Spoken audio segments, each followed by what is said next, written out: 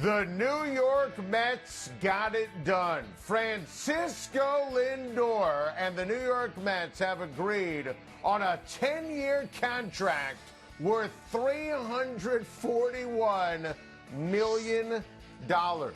Listen, we said last night on Time to Shine that this absolutely had to happen before the season started. I think Francisco Lindor is an absolute superstar. Now, you can nitpick Lindor and you could say that, he needs to come through better in the clutch and prove he could do it in a big market, and maybe that batting average that was on your screen, a little bit too low. I say nonsense. We said it when the Mets made this deal. It was sensational. He's a top 5 to 10 player in Major League Baseball. And with a new owner, there's new hope, new day for the New York Mets. This is a win for Steve Cohen. This is a win for Lindor and his agent without question. But I'll tell you the big winner here. Mets fans. The Mets fans. They now know that with this lineup and with the rotation anchored by the best pitcher in baseball, Jacob deGrom, they have a chance. They have the ability to make the playoffs and do some damage. Lindor needed to make sure this got done before the season started, so this way he didn't have a bullseye on his back, just the number 12 in a Mets uniform.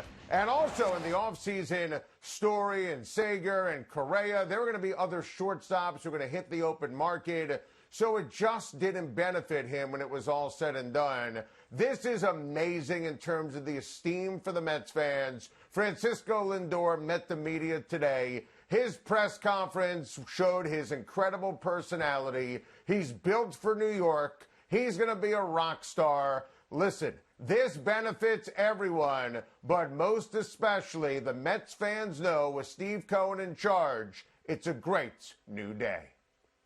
How about it? My guy, Roy Williams. Wow, an absolute legend.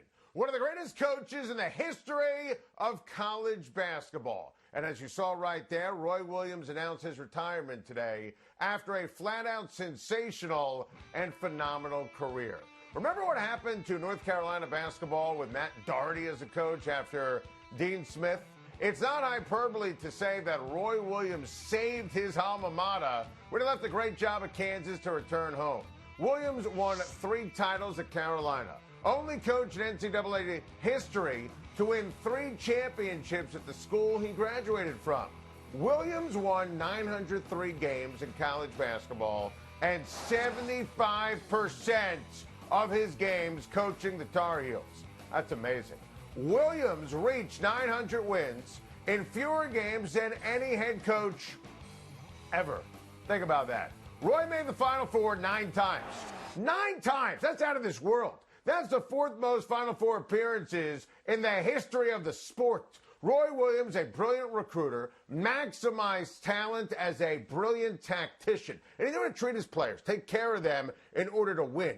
He attracted the best, coached them up, and won, and got them ready simultaneously for the NBA. Now, moving forward, Carolina is a top job in college basketball. It's Duke and North Carolina. If I'm North Carolina, I would aim at the highest possible names in college basketball to replace them. You don't hire one of Roy's assistants. You don't only look at Carolina grads. But it's not going to be easy replacing a legend. Congrats to Roy Williams on a breathtaking run. Bob Kraft is right. He was right yesterday on the Patriots quarterback situation. He was right yesterday when he wondered aloud about the Patriots draft results. And he was also right when he wished that Tom Brady retired in a Patriots uniform. But Tom wanted to leave, and that's fine, and that's sports. And Brady was right and won a Super Bowl and might win another in Tampa Bay. What was so alarming was Bill Belichick didn't have a plan. How in the world was the greatest coach ever blindsided when we all knew?